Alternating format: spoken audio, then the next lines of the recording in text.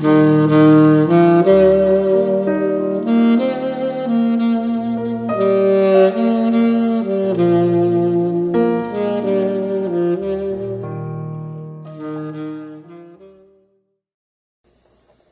있으면 부활절이 다가옵니다. 그래서 부활절 전에 40일 기간을 우리가 이제 사순절이라고 합니다. 그래서 오늘 이 시간에는 그 예수님의 고난에 동참하는 의미에서 그러면 사순절이 뭐고 또 만약에 부활이 없다면은 어떻게 될 것인가. 그래서 사실 오늘 설교는 조금 딱딱할 수도 있지만은 제목을 부활이 없으면 헛것이다. 그래서 더 쉽게 하기 위해서 부활이 없으면 말짱 꽝이다. 이렇게 제목을 뽑으려고 하다가 그냥 부활이 없으면 이렇게 정했어요. 사순절 기간은 40일 동안 뭐를 하느냐면은 우리가 회개하고 또 기도하고 또 모든 것을 절제하고 또 금식도 하고 하나님 말씀을 묵상하고 경건하게 생활을 하게 되는 것입니다. 성경을 살펴보면은 이 40이라는 숫자는 굉장히 의미가 있는 숫자입니다. 창세기 7장 4절에 노아 홍수가 40일간이에요. 그 다음에 민수기 14장 33절에 가나안 연탄꾼이 가나안에 가서 여호수아 갈렙과 12지파가 가서 정탐한 기간이 40일이었어요.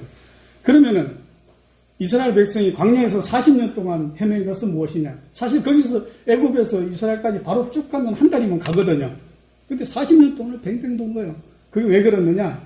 정탐하고 온 사람들 중에 무려 10명이 거기는 도저히 우리가 갈 수가 없다. 그 블레셋 사람들은 너무 크고 그 현지에 사는 사람들은 장대하고 하기 때문에 우리는 그 앞에 서면 메뚜기와 같다고 해서 할 때 여호수아 갈렙만이 괜찮다. 하나님 함께 하시면 갈 수 있고 거기는 포도송이가 커서 장정 둘이 매야 할 정도로 그렇게 비호가 좋은 땅이라는 게 긍정적인 면을 본 사람 2사람, 10사람은 다 부정적인 면을 본 거예요. 그래서 하나님께서 내가 너희들을 애굽에서 지금까지 여기까지 가네스 베데아일 거예요 아마. 거기까지 오면서 그렇게 불기둥, 구름기둥, 메추라기와 만나로 바위에서 물이 나게 해서 그렇게 보여줬는데도 아직도 너희들이 나를 못 믿고 너희 힘을 의지하려고 그러냐? 괘씸했어요. 그러면은 니들이 거기 가서 40일 동안 연탐한 기간 하루를 1년을 쳐가지고 40년을 더 고생을 하라고 그랬어요. 그러면서 무슨 말을 했느냐? 애굽에서 나온 사람들 장정은 다 죽어라. 싹 바꿔서 새로 거기에 여호수아 갈렙 외에 다시 태어난 사람들로 들어가겠거든요. 왜냐하면 이 사람들이 하면서 그 애굽에서 믿던 무상 같은 거를 계속 섬기고 막 송아지도 만들고 했잖아요. 그래서 하나님께서 진노를 해서 사실은 40년 동안 유리 방황을 한 거예요. 그게 벌을 준 거거든요. 그래서 거기에 또 40년 생활이 나와요. 그리고 예수님께서 광야에 가서 기도도 며칠 하셨을까요? 당연히 40일. 그렇죠. 이렇게 잘 알아. 우리 청년들은 성경 말씀 정말 지식이 충만해요. 40일을 했어요. 그리고 예수님이 부활하셔가지고 이 세상에 또 제자들과 살다 가신 기간이 또 얼마일까요? 종년 청년 정말 40일. 빙고 맞습니다. 40일. 이래서 아마 사순절 기간도 40일로 정한 게 아닌가. 그래서 성경은 참 이상해요. 40일이 굉장히 많이 있어요. 그래서 오늘은 이 사순절에서 부활의 의미를 한번 우리가 생각해 보자. 그래서 이 제목을 정했습니다.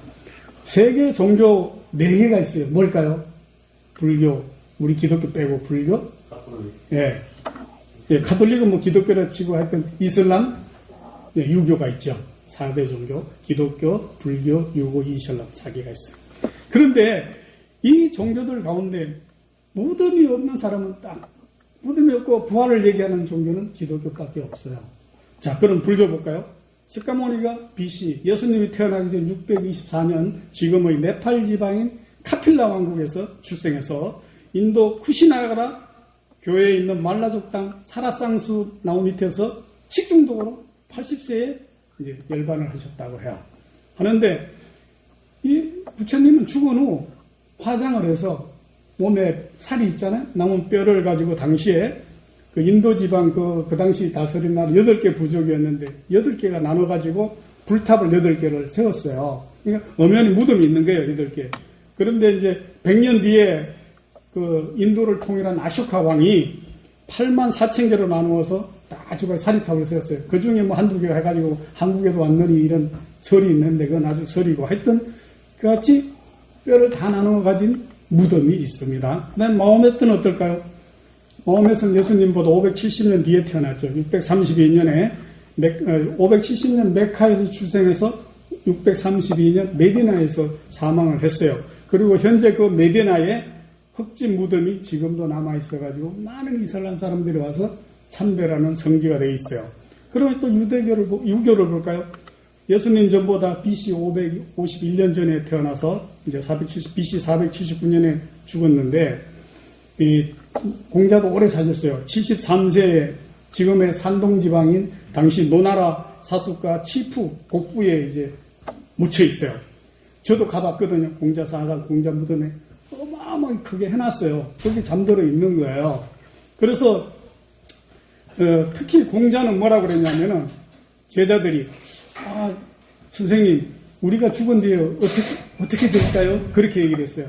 그러자 공자가 하는 말이 야 이 사람아 살아서도 다 모르는데 어떻게 우리가 죽어서까지 알아? 이렇게 얘기를 했거든. 그래서 엄밀히 보면은 공자는 유교는 존경 안 해요. 그냥 조상신을 섬기기 때문에 종교라고 그러지. 공자가 그랬어요. 넷을 모른다 그랬어요. 야 살아서 이도 다 모르는데 우리가 죽어서 이를 어떻게 알아? 그랬죠.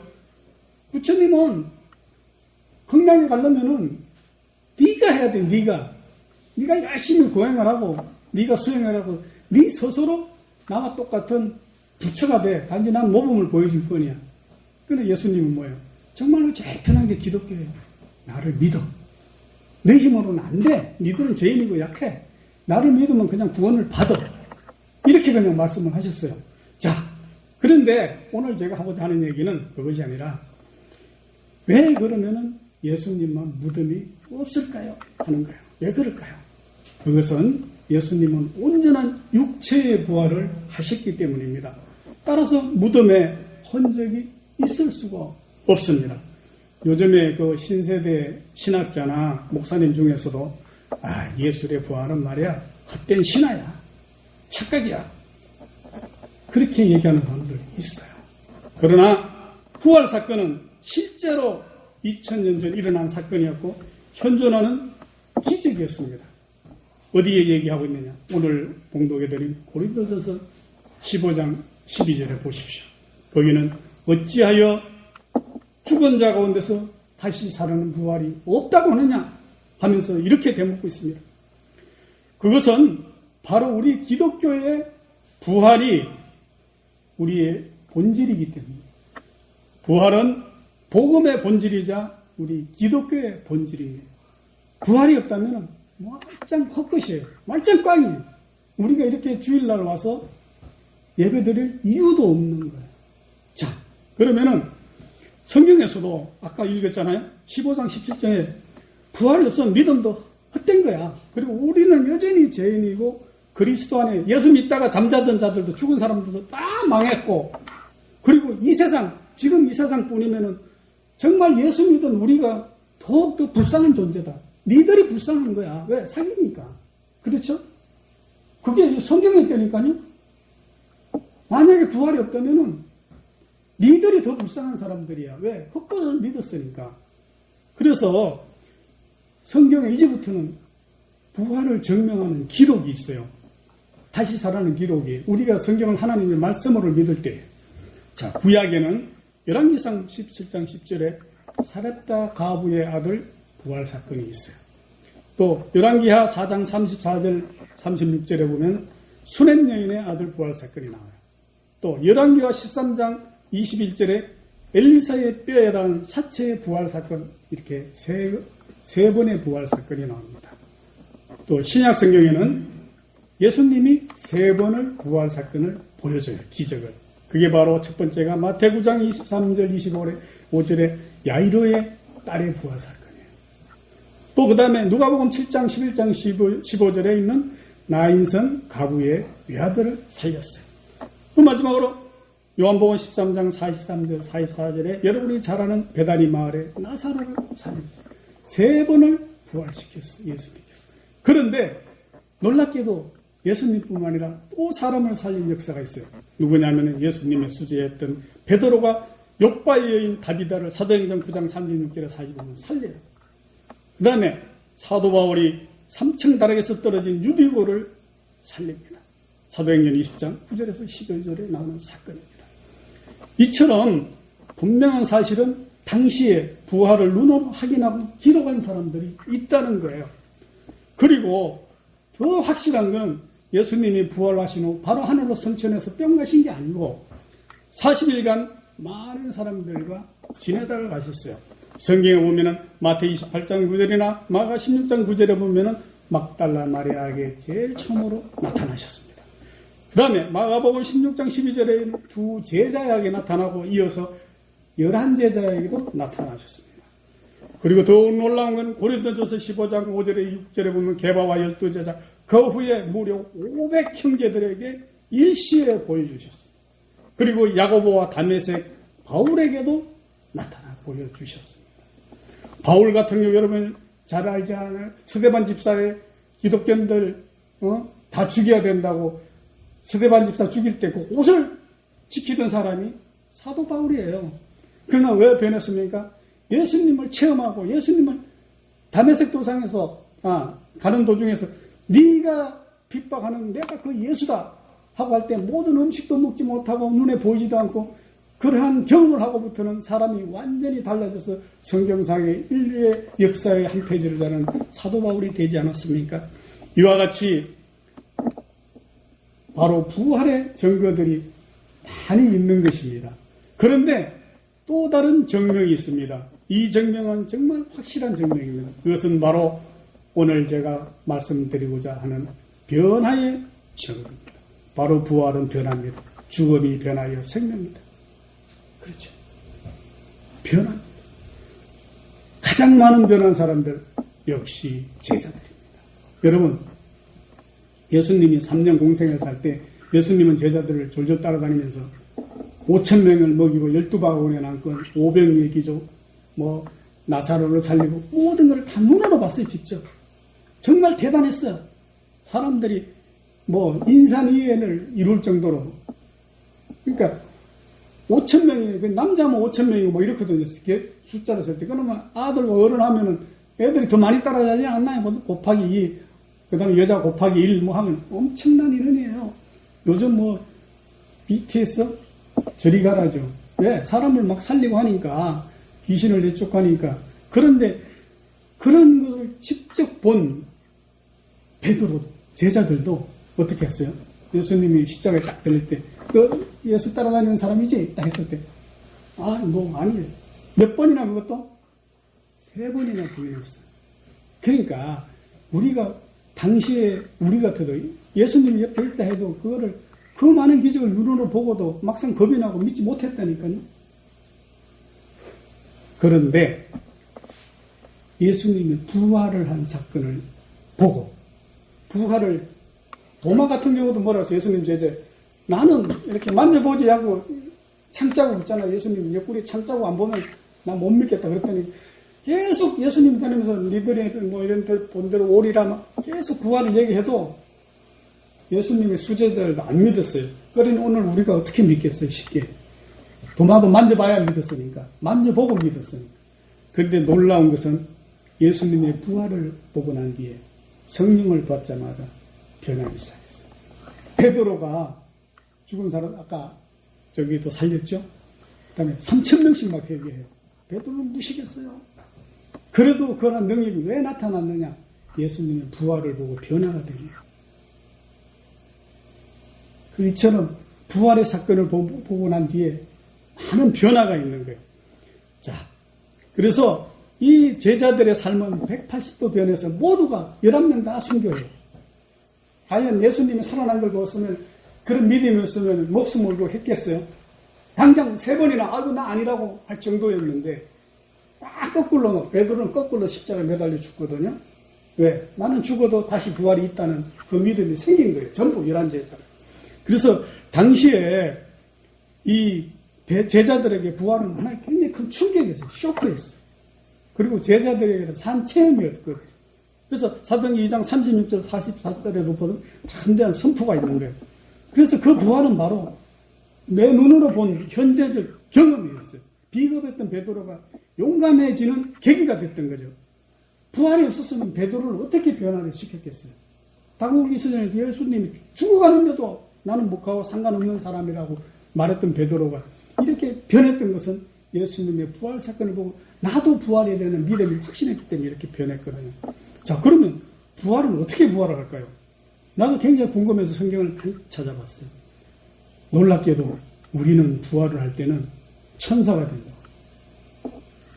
서기관과 대제사장들이 누가복음 2장 28절에 보면은 예수께 물어요. 당시 이스라엘은 형사 치수 풍습이 있었어요. 형이 죽으면은 동생이 이제 그 조카들이 불쌍하기 때문에 형수를 데리고 살아요. 그게 이제 풍습이었어요.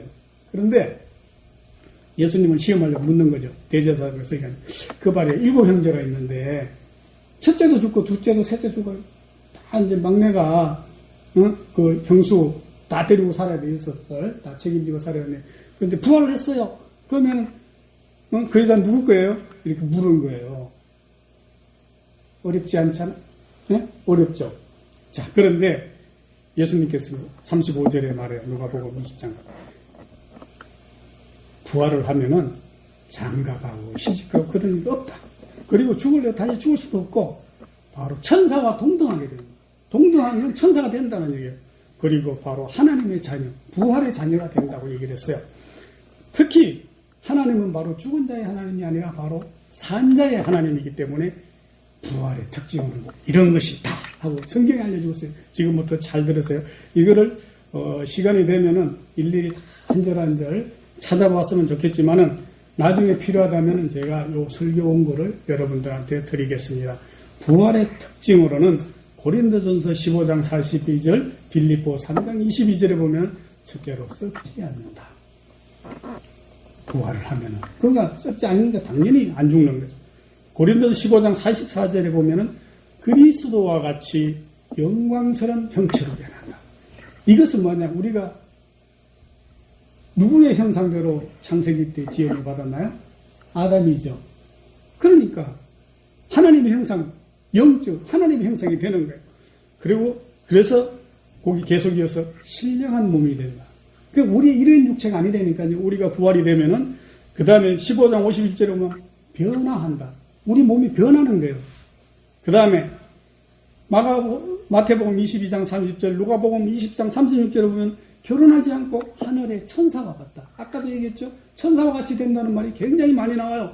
그 다음에 요한복음 20장 19절 26절 시간과 공간의 제약을 받지 않는다. 그러니까 신이 되는 거죠. 그죠? 하나님의 자녀가 되는 거지. 하나님같이. 그 다음에 사도행전 2장 24절에 사망에 매여 있지 않다. 다시 죽음이 없다는 얘기예요. 그 다음에 고린도서 15장 49절에 하늘에 속한 자의 형상. 이게 뭐였어요? 천사고. 우리 예수님 따라서 부활한다는 얘기 아니에요? 그래서 계시록 21장 24절에 보면 다시는 죽음, 사망이 없고 애통, 슬퍼하는 것이나 고하는 것은 아픔이 없다. 그런 기쁨만 있는 거예요. 자, 우리가 지금 들으면 이거 참 허무맹랑하기도 하네. 실제로 그런 일이 일어날 수 있을까? 생각할 수 있어요. 저도 그렇게 생각할 수가 있어요. 그러나 저는 한 가지 깨달음을 얻었어요. 그게 뭐냐면은 저는 경상북도 상주 아주 시골 촌놈이에요. 어릴 때 보면은 밭에 나가서 막 깨벌레 혹시 아세요? 참깨 깨벌레 우리 김현배 집사 깨벌레 알죠? 녹색 크기가 이만합니다. 어른 우리 전지선 알죠? 엄청납니다. 그리고 징그럽게 막 문이 있고 징그러워요. 그게 원대에서 탈피라면 뭘로 변하는지 혹시 아십니까? 역시 우리 김영일 목사님. 이게 그러니까 잘한다는 건 촌놈이라는 얘기예요.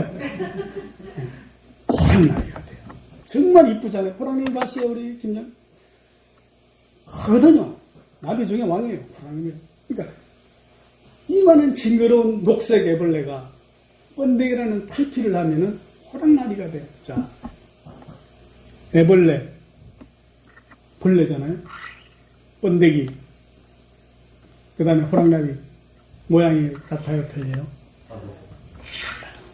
그러나 근본은 어때요? 하나죠. 맞죠? 우리가 지금 이런 몸이 있지만은 번데기같이 죽음을 가정을 거치면은 우리는 언젠가 천사 같은 호랑나비가 될 것이라고 저는 확신을 합니다. 또 하나 더 얘기를 드릴까요? 꽃이 있고 나무가 있어요. 여러분, 나무, 감나무 예를 들면 감나무, 나무가 있습니다. 꽃이 펴요, 안 펴요? 감꽃은 스타같이 별같이 생겼어요. 꽃이 펴요. 꽃이 지고 나면 뭐가 달립니까? 네, 열매가 감이 달려요.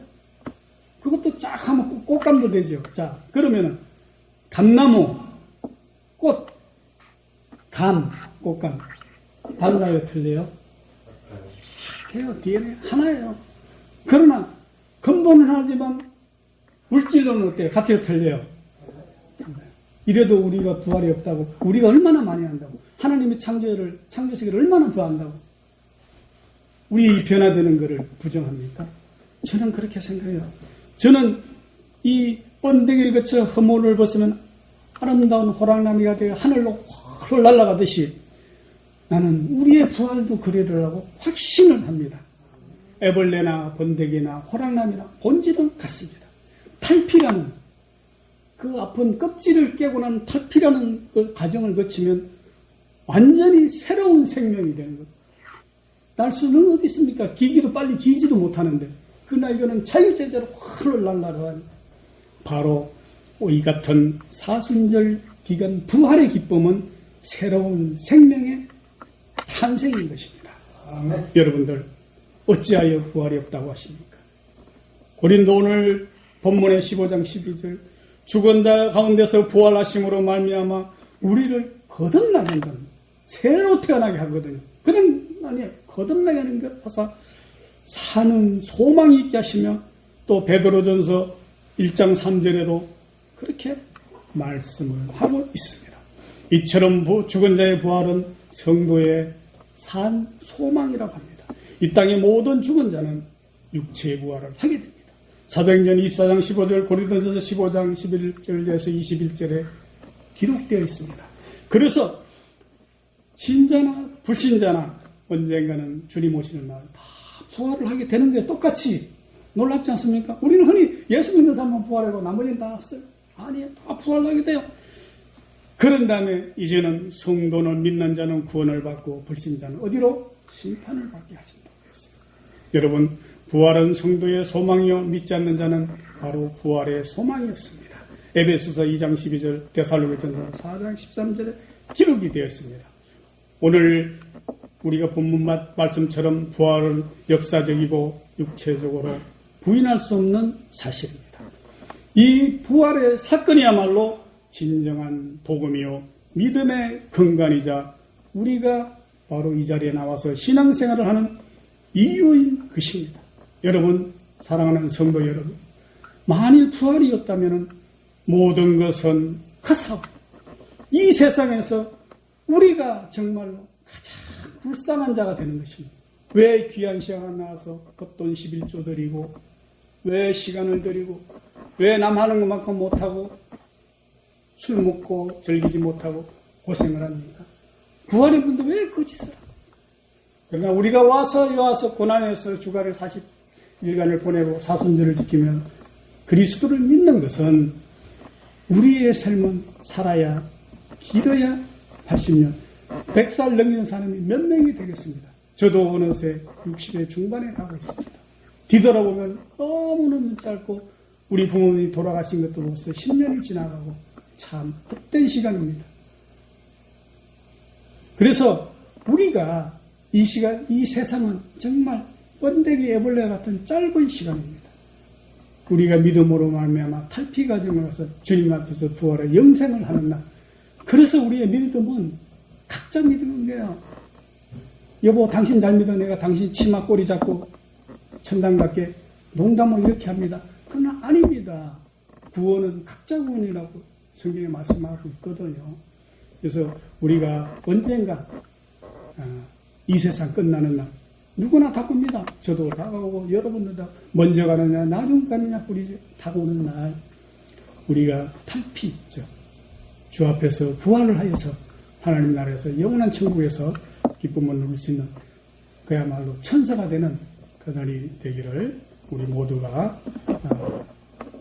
또 이제 기원하면서 하나님 앞에서 늘 부끄러움 없는 신앙생활 할 수 있도록 노력을 하고 이 사순절 기간 또 기도하고 묵상하면서 보낼 수 있기를 축원합니다. 기도하겠습니다.